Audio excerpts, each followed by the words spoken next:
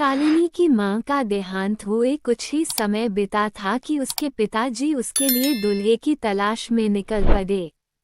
शालिनी के एक करीबी रिश्तेदार ने एक लड़का उनको बताया शालिनी की शादी के लिए। अब शालिनी के पिता ने उस लड़के और उसके परिवार की कोई खोज खबर नहीं करी, बस तुरंत रिश्ता तय कर दिया और कुछ समय बाद उसकी शादी भी कर दी गई। शालिनी बहुत भोली भाली लड़की थी। अब शादी के बाद शालिनी डोली में बैठकर ससुराल पहुंची। वहां उसका कोई खास धूमधाम से स्वागत नहीं किया गया। शालिनी को ससुराल में कदम रखते ही उसके जीवन में दुखों का पहाड़ टूट पड़ा।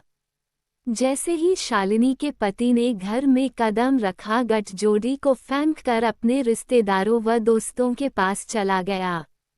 शालिनी के पति का नाम सतीश था। सतीश की एक चाची बेचारी शालिनी को एक कमरे में ले गई, वहां उसे बैठा दिया। दोपहर को 1-2 बजे वह डोली ससुराल पहुंची थी। अब शाम के 8 बज चुके थे, सर्ज विदा हो गया था, चंदा का आगमन हुआ। शालिनी को किसी ने पानी तक नहीं पूछा, न ही कोई उसके पास आकर बैठा। बेचारी शर्माई घबराई सी चुपचाप कमरे के बाहर देखती रही। रिश्तेदारों की विदाई हो रही थी, कई रिश्तेदार अभी रुक गए थे, कुछ रवाना हो गए थे।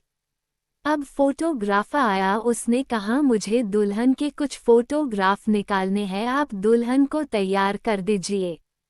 तब शालिनी की बड़ी नंद आई और उसको तैयार होने के लिए बोल गई।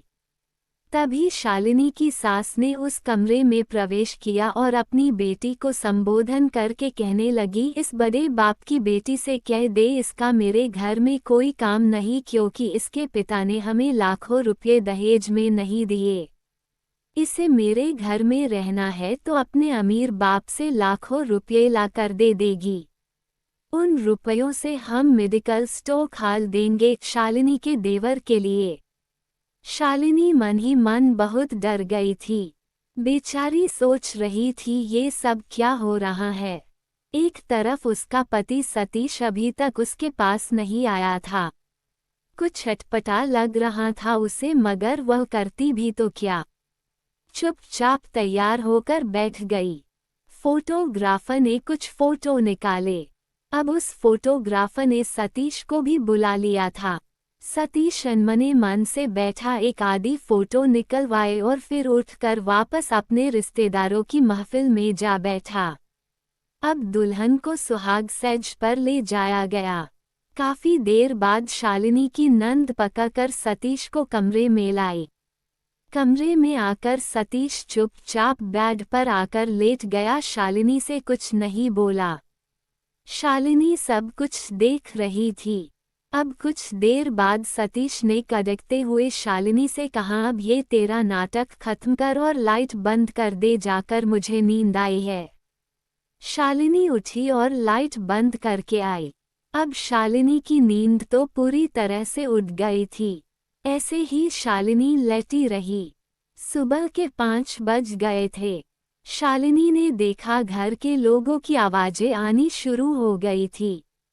शालिनी ने सोचा अब वो और लेटी रही तो ससुराल वाले ना जाने क्या सोचेंगे उसके बारे में, इसलिए तुरंत उठ गई। सोचा जल्दी से नहा धोकर तैयार हो जाओ। शालिनी तैयार होकर बैठी थी। सब लोग भी तैयार हो गए थे। चाय पानी की व्यवस्था हो गई थी। अब सतीश भी उठ गया था। आस डॉस की महिलाएं बहू को देखने आई। शालिनी को वहां ले जाया गया जहां सब महिलाएं बैठी थी। सबने बहू को देखा और कहने लगी, बहू तो बहुत सुंदर है। सब सतीश को बधाई देने लगे, अरे बेटा तुम बहू तो बहुत ही सुंदर लाए हो। शाम के समय डॉस में ही सतीश के एक दोस्त की शादी थी, वहां का निमंत्रण आया हुआ था। शालिनी की सतीश की मां तैयार हो रही थी शादी में जाने के लिए। तब डॉस की महिलाएं कहने लगी, बहन जी आज तो सतीश और शालिनी को भेजो, शादी में नया जोड़ा है, इनको भेजना उचित रहेगा। सतीश को समझा कर भेजा। सतीश और शालिनी को शादी में अगले दिन सतीश ने बहाना बनाया कि उसकी ड्यूटी आई है, इसलिए 2-3 दिन के लिए बाहर जाना पड़ेगा। अब शालिनी ने चुप्पी तोड़ी और बोली, अभी तो हमारी शादी हुई है और आप जा रहे हो, मेरा मन कैसे लगेगा। तब सतीश बोला, क्या इतने साल मेरे साथ ही बंधी बैठी थी, नाटक बंद कर चुपचाप अपने काम से काम रख, मेरे किसी भी काम में अपनी टांग मत अड़ाना वरना तेरे बाप के घर भेज दूंगा। 2-3 दिन बाद सतीश आया, रात के 10 बजे थे। वह शालिनी के पास नहीं आया और अपनी बहनों जीजों से बातें करके बाहर वाले कमरे में ही सो गया। इधर शालिनी को सतीश की आवाज सुनाई दी तो सोचने लगी अभी सतीश कमरे में आएगा, मगर नहीं आया।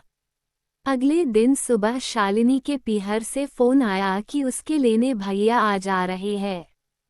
शालिनी मन में खुश हुई, चलो जब पीहर जाओगी तब सतीश से मुलाकात कर लूंगी। अब शाम को शालिनी के भैया आए शालिनी और सतीश को ले जाने, पर सतीश की मां ने कहा सतीश नहीं जाएगा, उसने मुझे कह दिया है मैं शालिनी के संग नहीं जाऊंगा। अब शालिनी के भैया ने सतीश से बात करी कि शादी के बाद दूल्हा और दुल्हन को संग जोड़े से ही जाना होता है, ऐसे में अकेली शालिनी को कैसे ले जाओ, घर में सबकी डांट पड़ेगी। बहुत समझाने पर सतीश तैयार हुआ जाने को, मगर सतीश के माता पिता को अच्छा नहीं लगा सतीश का जाना। जब वे चलने लगे तो सतीश की मां शालिनी के भैया से बोली, देखो बेटा, तुम शालिनी को ले जाने आए हो, शालिनी को 15-20 दिन अपने घर रखना, जल्दी ही मत भेज देना। सतीश को कहा तू कल ही वापस आ जाना।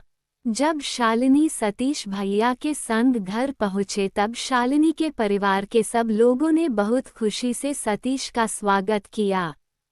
खूब खातिरदारी हुई। सतीश की ससुराल में उन्हें शहर के फेमस स्थलों पर घुमाने ले गए। ऐसे करते अगले दिन सतीश तैयार हो गया अपने घर वापस जाने के लिए। शालिनी के पापा व परिवार वालों ने उसे रोकना चाहा मगर नहीं रुका। अब शालिनी की सहेलियां व डॉस की महिलाएं शालिनी से मिलने आई और सब ने कहा शालिनी के चेहरे पर खुशी नजर नहीं आ रही। शादी के बाद तो सब लड़कियां बहुत चहकने लगती हैं, मगर शालिनी बुझी बुझी सी दिख रही है। शालिनी ने मौका देखकर अपनी भाभी से सारी बात बताई, कैसे सतीश उससे कटे कटे रहे, कोई बात नहीं की। फिर शालिनी की भाभी ने कहा हो सकता है कोई बात हो, कई बार लड़कों की संगत गलत होती है, इसलिए तेरे संग ढंग से बात नहीं करी। 15-20 दिन होने पर शालिनी को ससुराल जाना पड़ा। अब शालिनी की कहानी में दर्द की घड़ी आनी शुरू हुई। सतीश अपनी मर्जी से घर आता, उसे कोई मतलब नहीं। शालिनी भूखी बैठी इंतजार करती रहती। घर के सब लोग खाना खाकर सोने चले जाते। सतीश घर आता, शालिनी गर्म खाना बनाकर उसे खिलाती, खुद खाती। रसोई का काम खत्म करके कमरे में जाती, तब तक सतीश नींद ले चुका होता। इधर उसकी सास रोज ताने देती, खुशखबरी नहीं सुना रही, तेरे में कोई कमी है तो डॉक्टर के पास ले चलती हूँ। नए नए बहाने ढूंढकर शालिनी को ताने मारने, लड़ाई झगड़ा करना उसकी सास का काम था। रोज लड़ाई झगड़ा, शालिनी का जीवन दुखों में घिर गया। जैसे तैसे करके सतीश शालिनी से बोलने तो लगा, मगर उसका ध्यान नहीं था शालिनी में, बस जैसे कोई मजबूरी में हो। अब शालिनी को लगने लगा शायद सतीश उससे प्यार करने लगेगा, मगर एक दिन तो हद ही हो गई जब सतीश शालिनी के कहने पर वैष्णो देवी के मंदिर जाने के लिए शालिनी से रुपए लेने आया तो उसकी सास का कला शुरू, मौज मार, काम तेरा बाप करेगा। शालिनी ने जल्दी से अपने कुछ रुपए सतीश को देकर आई और काम करने लगी, पर उसकी सास ने उसे धक्का दे दिया और कहने लगी, मेरी रसोई में पाँव मत रखना, समझी। शालिनी मना करने पर भी रसोई में सफाई करने लगी तो उसकी सास ने उसे धक्का देकर रसोई से बाहर निकाल दिया। तब सतीश ने कहा, क्यों हल्ला मचा रहे हो, करने दो इसे काम। तब शालिनी की सास ने कहा, हाँ अब तू अपनी पत्नी का गुलाम बन गया। फिर सतीश बोला, इसमें गुलाम वाली कौन सी बात है? हाँ मैं अभी इसे घर से निकलवाती हूँ। शालिनी की सास तुरंत घर से निकल गई और अपने बेटी जबाई को बुलाकर लाई। शालिनी की नंदोई ने आकर सतीश को एक कमरे में ले गए और कमरे में सतीश, उसकी माँ, बहन और जीजी चारों जने शालिनी को कमरे में नहीं जाने दिया, कमरे को अंदर से बंद कर लिया। अब शालिनी को तो कुछ भी समझ नहीं आ रहा था कि क्या हो गया। वह मन ही मन बहुत घबरा रही थी। 2 घंटे बाद शालिनी की सास कमरे से बाहर निकलकर आई और शालिनी से बोली, जल्दी से सब के लिए खाना बना दे। अब शालिनी खाना बनाने लगी। खाना बनकर तैयार हो गया मगर अभी भी सब कमरे के अंदर बैठे थे। कमरा अंदर से बंद था। लगता है कमरे में मीटिंग चल रही है। लगभग 4 घंटे बाद कमरा खुला, अंदर से सब बाहर आए मगर सतीश बाहर नहीं आया था। शालिनी जल्दी से सबके लिए खाना परोसने लगी। सतीश को उसकी बहन बुलाने गई, तब सतीश आया। सबने खाना खा लिया। शालिनी सबके झूठे बर्तन उठाकर साफ करने रसोई में चली गई। जब वह रसोई का सारा काम खत्म करके सतीश के कपड़े प्रेस करने लगी। जब शालिनी सतीश के कपड़े प्रेस कर रही थी तब सतीश आया और शालिनी को घसीटते हुए बाहर आंगन में ले आया और बोला, उठा अपने कपड़े और जल्दी से पैक कर ले, तुझे तेरे बाप के घर छोड़कर आता हूँ। शालिनी डर के मारे रोने लगी। अब सतीश की बहन ने सतीश को समझा, ऐसे करेगा तो इसका बाप तलाक दिला देगा और दहेज सारा वापस लौटाना पड़ेगा। इसे युक्ति लगाकर निकलना पड़ेगा। अभी रुक, थोड़ा समय मौका देखकर इसे निकालेंगे, तब सब इसे ही गलत कहेंगे। अब सतीश के दोस्त अपनी पत्नी सहित मिलने आया। उसके सामने सभी नायकिया ढंग से पेश आए। शालिनी से भी सतीश बहुत प्यार से बोलने लगा। सतीश शालिनी को कहने लगा, देख भाग्यवान, तुझसे मिलने को कौन आए है। प्यार से शालिनी का हाथ पकड़कर उसे कमरे में लाया और उसे अपने मित्र फैमिली के पास बैठाया। सतीश अपनी माँ से बोला, मम्मी इन सब के लिए नाश्ता ले आओ। सब नाटक चलता रहा जब तक सतीश के मित्र घर पर रहे। अब वो दिन आया जिस दिन की टिकट थी वैष्णो देवी के मंदिर जाने की। सतीश के मित्र भी अपनी पत्नी को संग ले आए थे संग जाने के लिए। सतीश, शालिनी और सतीश के मित्रगण सब निकले यात्रा पर। यात्रा में सबने दर्शन किए। वापस लौटते समय कुछ दूर चलते ही सतीश के मित्र कहने लगे, हम आगे चलते हैं, तुम आराम से आते रहना, क्योंकि शालिनी के पाँव में सूजन आ गई थी। उससे चलना मुश्किल हो रहा था, वह धीरे धीरे चल रही थी। अभी 2-4 कदम ही उसके मित्र चले होंगे, तभी सतीश भी शालिनी को वहां बैठा कर कहने लगा, तुम यहाँ बैठो, मैं अभी आता हूँ। मुझे लग रहा है कि दोस्त को चक्कर आ गया है, उसे संभाल कर आता हूँ, तू कहीं मत जाना, यही बैठी रहना। सुबह 5-6 बजे की बैठी शालिनी 10 बज गए। इतने घंटे बीत गए मगर सतीश नहीं लौटा था। अब शालिनी को डर लगने लगा और वह डर कर वही बैठी बैठी रोने लगी। आने जाने वाले सभी लोग शालिनी को देख रहे थे कि क्यों रो रही है। फिर एक महिला ने हिम्मत करके शालिनी से पूछा, बेटी रो क्यों रही है, क्या तेरे साथ वाले तुझसे बिछड़ गए हैं? शालिनी ने रोते रोते बोला, हाँ मेरे पति मुझे यहाँ बैठा कर गए थे, बोल कर गए थे यही बैठी रहना, कहीं जाना मत, मैं उनके इंतजार में यही बैठी हूँ, पर वो अभी तक लौटे नहीं है और मेरे पास घर वापस जाने के लिए रुपये भी नहीं है। अब मैं कहाँ जाऊँगी, जिस होटल में ठहरे थे उसका अता पता भी नहीं मालूम। फिर उस महिला ने हिम्मत बंधाई और बोली, बेटी डर मत, यह माता का दरबार है, यहाँ किसी का बुरा नहीं होता। हो सकता है तुम्हारे पति सांझी छत में कमरे में आराम कर रहे होंगे। सांझी छत यहाँ से थोड़ी ही दूरी पर है। वहां जाकर तुम जो कमरे बने हैं उनमें देखना, माता रानी की कृपा से तुम्हें तुम्हारे पति मिल जाएंगे। शालिनी ने हिम्मत करी और घिरे घिरे सांझी छत की तरफ चल पड़ी। कैसे तैसे करके वह साझी छत पहुंची। वहां वह थोड़ी देर बैठकर आराम किया और हर आने जाने वाले को गौर से देखने लगी, कहीं शायद उसके पति तो नहीं हो इनसे। कुछ आराम करके वह सांझी छत पर बने कमरे में सब कमरों में झांक झांक कर देखने लगी, पर उसे ना तो सतीश कहीं दिखा था, ना ही उसके मित्र फैमिली ही नजर आई थी। अब शालिनी बेचारी रोती रोती आगे चलने लगी और सोचने लगी, अब कहाँ जाऊँ, घर कैसे पहुँचूँ। फिर उसको याद आया, पापा के दिए गहने तो उसने पहन रखे हैं, इन्हें बेचकर घर लौट जाऊंगी। अब उसको चलते कुछ समय ही हुआ होगा कि उसे एक लड़की जो लगभग 18-20 साल की होगी, वह शालिनी के संग संग चलने लगी। चलते चलते दोनों ने एक दूसरे को देखा और बातें करने लगे। शालिनी ने उससे पूछा, तुम अकेले कैसे आई, तुम्हारे संग और कोई नहीं? तब वो लड़की बोली है, ना, मेरा सारा परिवार है मेरे संग। फिर शालिनी ने पूछा, तो तुम अकेली कैसे आई? तब वो लड़की बोली, मेरे मम्मी पापा भैया भाभी सब लंगर खाने गए हुए हैं अर्धकुंवारी में। तो शालिनी ने पूछा, फिर तुम नहीं गई खाने लंगर? वह लड़की बोली, मैंने तो कभी खा लिया था लंगर, जब बना था तभी खा लिया था, पर लाइन बहुत बड़ी थी इसलिए भैया भाभी का नंबर नहीं आया, वे अब खा कर फिर आ जाएंगे।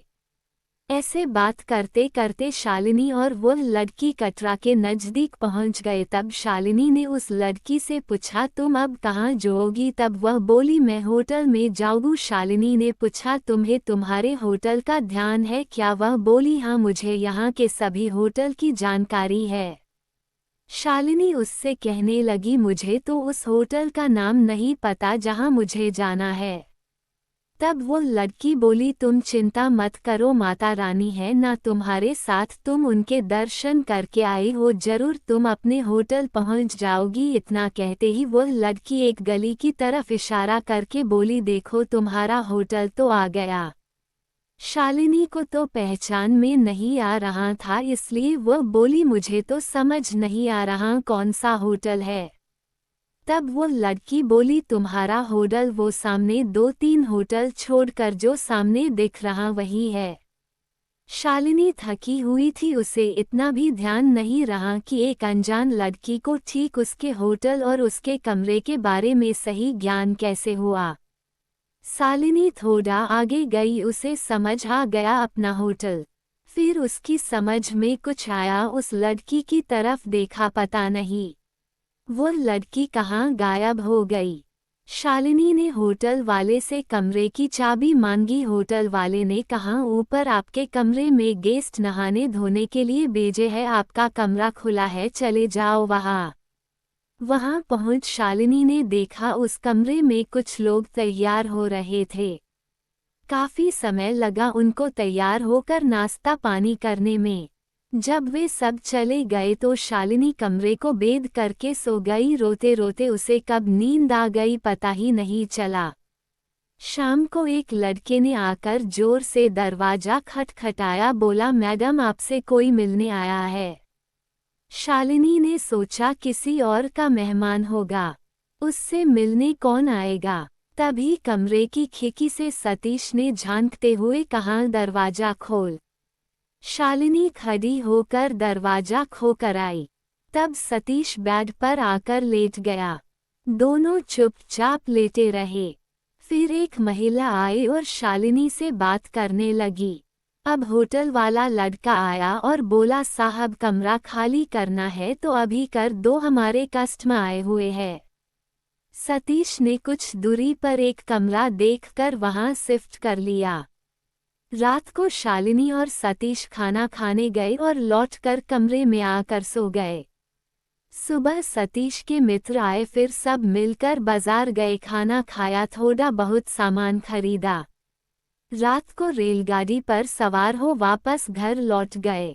अब वैष्णो देवी से लौटे उन्हें कुछ ही दिन हुए थे कि बहुत बड़ी लड़ाई हुई। जिसमें शालिनी के परिवार वालों को बुलाया गया और योजना के तहत जो भी पहले से सोच कर प्लानिंग के अनुसार शालिनी की ना जाने क्या क्या कमियां बताई जाने लगी। शालिनी को घर से निकालने की पूरी तैयारी थी।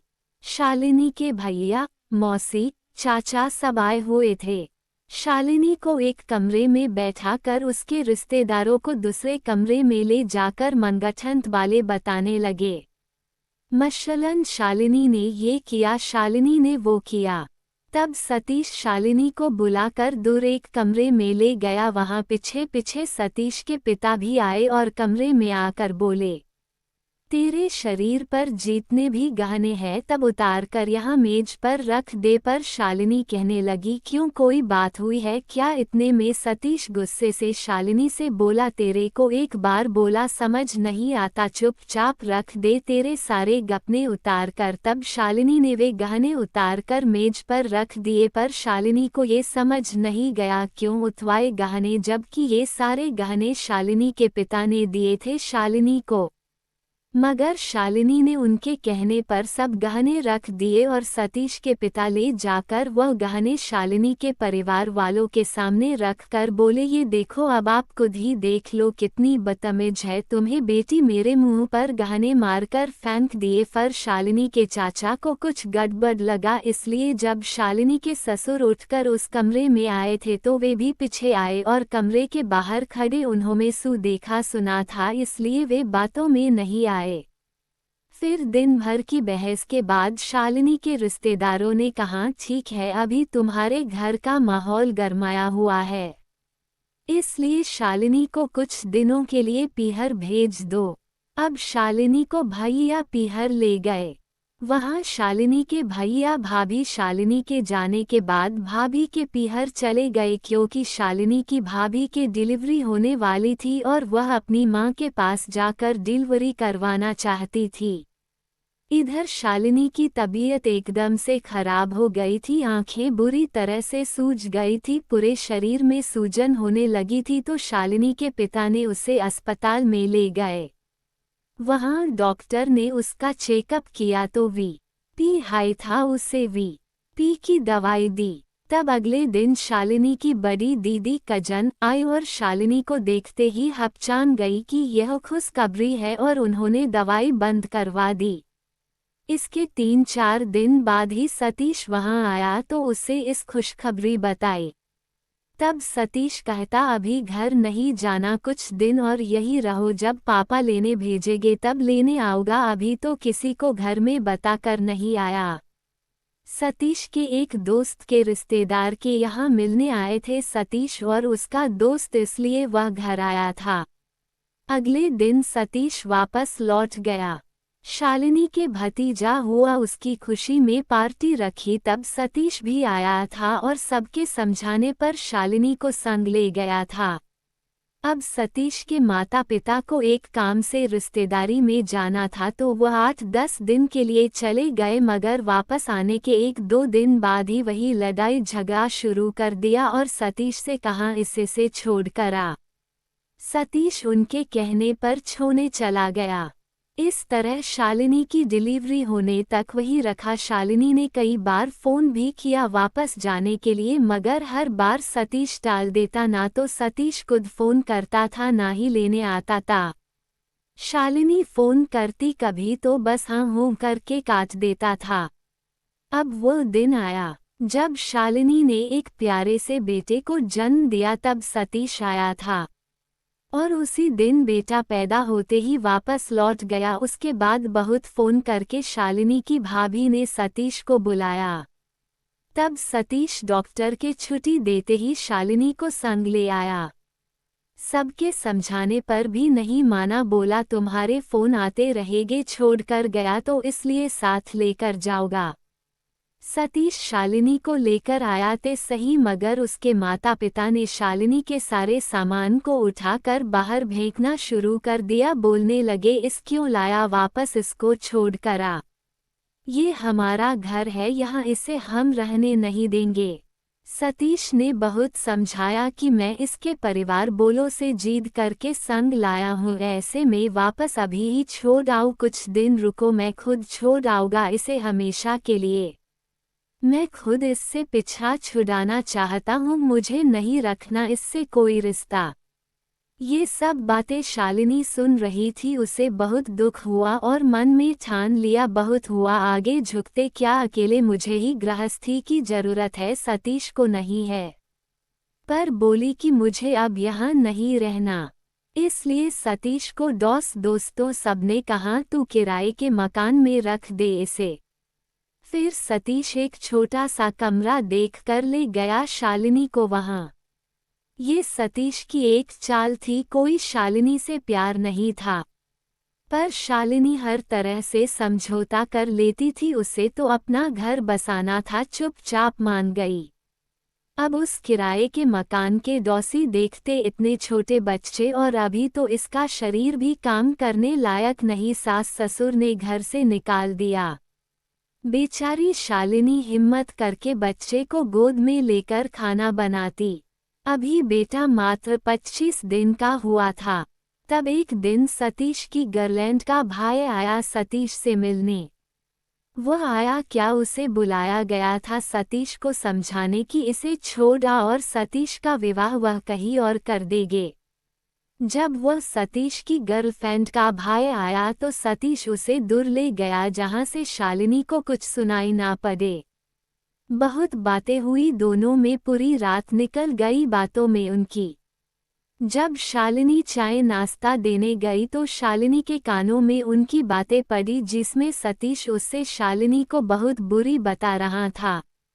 कह रहा था बेकार कचरा गले पड़ गया, अब पीछा छुड़ाने की कोशिश कर रहे हैं, कमीनी पीछा ही नहीं छोड़ रही।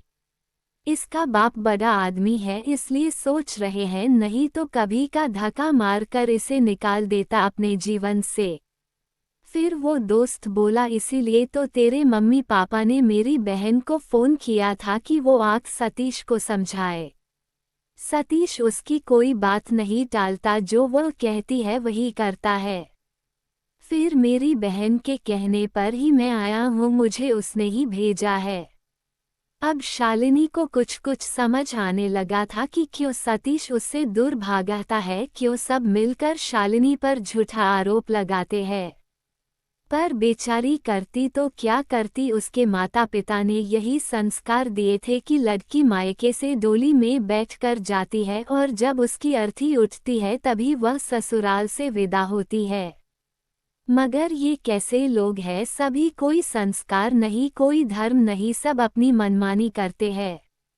शालिनी का है कौन उसकी बात सुने, क्योंकि माँ तो उसकी कभी की दुनिया छोड़कर चली गई।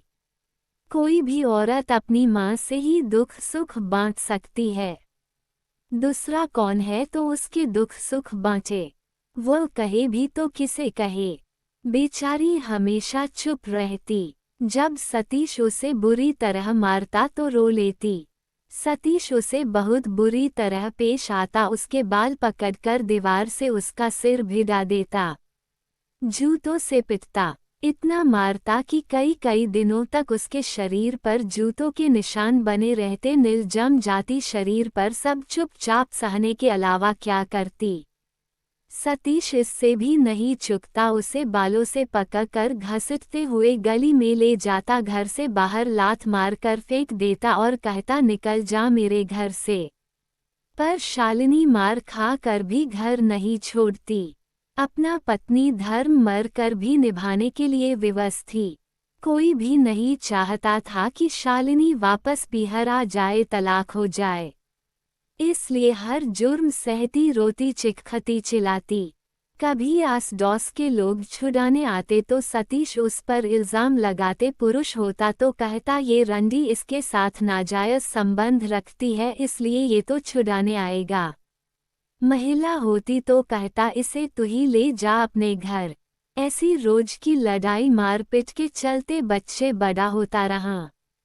बच्चे के मन में भी जहर घोला जाता, तेरी माँ बुरी है, इसके साथ मत रहा कर नहीं तो तेरा जीवन खराब कर देगी। डायन है, खा जाएगी तुझे। अब बच्चे के मन में भी माँ से घृणा पैदा होने लगी थी। पर विधाता के लेख बेटे को एक असाध्य रोग ने घेर लिया, पिता के बुरे कर्मों को भोगने के लिए। फिर कोई भी उस बच्चे को देखने नहीं आया। संभालना तो बहुत दूर की बात है। माँ तो माँ होती है। माँ अपने लाल के लिए भागती, डॉक्टरों के चक्कर लगाती, दवाई की लाइन में घंटों भूखी प्यासी कड़ी रहती, हर तरह से कोशिश करती कि बच्चा बच जाए। माँ की मेहनत रंग लाई, कुछ भगवान ने उसकी सुनी, फिर वह बच्चा उस असाध्य बीमारी से बाहर आने लगा। तब उसे एहसास हुआ, जिस माँ को मैं दूसरों के कहने पर गलत समझता था, वही मेरे लिए कितना भागी है। अब वह माँ की दिल से पूजा करने लगा। अब उसे माँ से दूर रहना बहुत बुरा लगने लगा। सतीश की छुपी दास्तान सब घिरे घिरे सबके सामने आने लगी। सबको पता चलने लगा कि सतीश शालिनी को क्यों मारता पीटता था। सतीश ने अपनी गर्लफ्रेंड से रिलेशन बनाए हुए थे, उसकी वजह से वह शालिनी को तंग करता था। आखिर वह दिन आ ही गया जब सतीश की गर्लफ्रेंड ने शादी के लिए मजबूर कर दिया।